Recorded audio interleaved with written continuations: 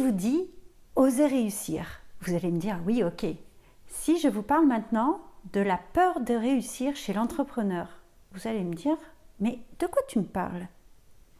Et pourtant, quand on démarre son business, il se peut que, inconsciemment souvent, on ait peur de réussir et que ce soit ça qui bloque l'atteinte de nos objectifs. On voit ça tout de suite dans cette nouvelle vidéo et comment s'en rendre compte et surtout comment se débarrasser de cette peur de réussir. C'est parti! Je m'appelle Iso, je suis coach business et mindset et je vous propose des coachings individuels et collectifs ainsi que des formations pour booster votre mindset et votre business et faire décoller votre entreprise. Dans la description de cette vidéo, vous trouverez 2 freebies qui concernent le business. Je vous invite à aller les télécharger. Et puis, si ce n'est pas déjà fait, abonnez-vous à ma chaîne YouTube pour être prévenu de chaque nouvelle vidéo. Alors, la peur de réussir, c'est vraiment une contradiction parce qu'on se dit, mais tout le monde a envie de réussir. C'est en général le but, ok? Après, il reste à définir le mot de réussite. En quoi vous voulez réussir? Qu'est-ce que ça veut dire pour vous réussir? Est-ce que ça veut dire avoir plein de followers sur YouTube ou sur Instagram, ou bien ça veut dire atteindre un certain niveau de chiffre d'affaires. Bref, en tout cas, la réussite, tout le monde la veut. C'est donc vraiment une contradiction d'avoir peur de réussir. Et pourtant, ça arrive. Ça arrive souvent quand, dans notre passé, et bien souvent dans l'enfance, on a entendu des phrases du style « Oh là là, mais qu'est-ce que je vais faire de toi ?» Ou alors on s'est construit des croyances comme quoi on ne réussirait jamais, ou alors la réussite impliquait beaucoup de sacrifices. Et du coup, on construit petit à petit une peur de réussir. Pourquoi ? Parce qu'on a peur du changement. On en a déjà parlé, mais le changement, il fait peur à tout le monde, que ce soit consciemment ou inconsciemment, parce qu'on est dans une situation dont on a l'habitude, dont le cerveau a l'habitude, et il n'a absolument pas envie d'en changer, même si on n'est pas bien dans cette situation, et même si notre objectif c'est de changer. Donc la réussite parfois peut s'apparenter à déjà la peur d'échouer. Donc forcément, si on a peur d'échouer, enfin forcément, pas toujours, mais il se peut qu'on fasse en sorte de ne pas réussir, parce qu'une fois qu'on a réussi, il faut garder une certaine ligne de réussite et ça nous met la pression, d'accord ? On peut aussi avoir peur de ne plus avoir de temps, de perdre sa liberté, cette liberté pour laquelle pourtant on s'est lancé dans ce business. Et là, on a peur qu'en réussissant, on devienne esclave de notre business. Et puis on peut avoir peur d'avoir beaucoup trop de travail et de plus réussir à gérer. Ou alors d'être obligé de déléguer et de ne pas savoir comment faire. Ou alors de ne pas être à la hauteur de l'attente de nos clients, par exemple.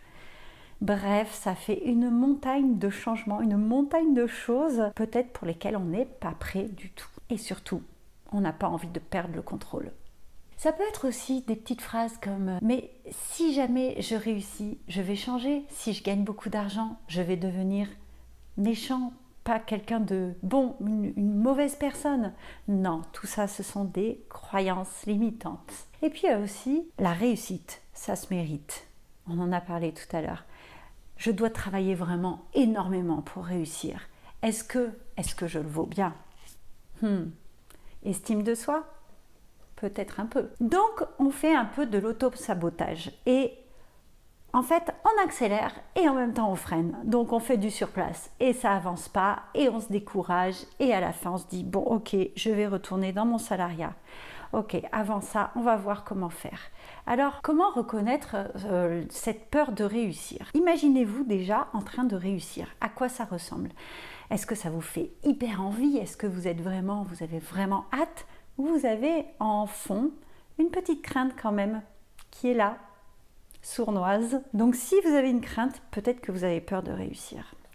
Si à chaque fois que vous allez réussir, vous faites quelque chose, mais même une petite chose qui fait que vous ratez, ça peut être une peur de réussir. si voilà, vous voyez la ligne d'arrivée et là d'un coup vous avez votre mental qui se met en route avec des petites voix pénibles, ça aussi, ça peut être une peur de réussir. En fait, si à chaque fois que vous allez réussir, vous faites des actions qui sont un peu plus fortes que vous, ou vous faites les mauvais choix, et ben tout ça, ça peut venir d'une peur de réussir. Alors désolée, je suis passée aux écouteurs parce que mon chat m'a mangé mon micro, donc il a fallu que je recommence cette partie. Voilà, vive les chats. Maintenant, comment arrêter d'avoir peur de réussir? Premièrement, prendre conscience de cette peur, ça c'est sûr, c'est comme toutes les peurs. Ensuite, se rappeler son pourquoi.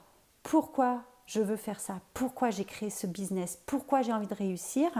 Sa motivation. Moi, dans tous mes accompagnements, que ce soit en individuel ou en collectif, on travaille sa motivation, son pourquoi, pour être bien ancré et aligné avec ce qu'on veut. La peur, elle existe, elle est là. La seule façon de l'affronter, c'est d'y aller quand même. Et une fois que vous y allez, petit à petit, vous allez faire partir cette peur. Deuxième chose, c'est se faire confiance. Alors ça, c'est pareil, la confiance, ça se travaille. La confiance, ça se travaille en passant à l'action, exactement comme vaincre ses peurs. Plus vous allez passer à l'action, plus ça sera facile pour vous, plus vous allez agrandir votre zone de confort et plus passer à l'action sera facile pour vous. Donc allez-y, même si c'est des toutes petites actions, une petite action par jour et vous allez voir, vous allez avoir vraiment vite des résultats. Travaillez son syndrome de l'imposteur pour qu'il se réduise en une misère et qu'on l'écrase bien gentiment parce que le syndrome de l'imposteur peut aussi avoir à faire avec la peur de réussir. Et troisième chose qui est vraiment pas facile, je vous l'accorde, c'est lâcher prise. Au-delà de se faire confiance à ce qui va vous arriver, aux événements. Donc, pour lâcher prise, soyez convaincus que vous allez faire de votre mieux, que vous travaillez pour y arriver et que vous ne pouvez pas faire plus. Donc, vous êtes convaincus que vous faites de votre mieux et ensuite, vous laissez tomber. Enfin, vous laissez tomber, vous laissez aller. Et pour ça, le sport, je vous le répète, la méditation aussi. La méditation, c'est vraiment ne serait-ce que 5, 10, 15 minutes par jour selon le temps que vous avez.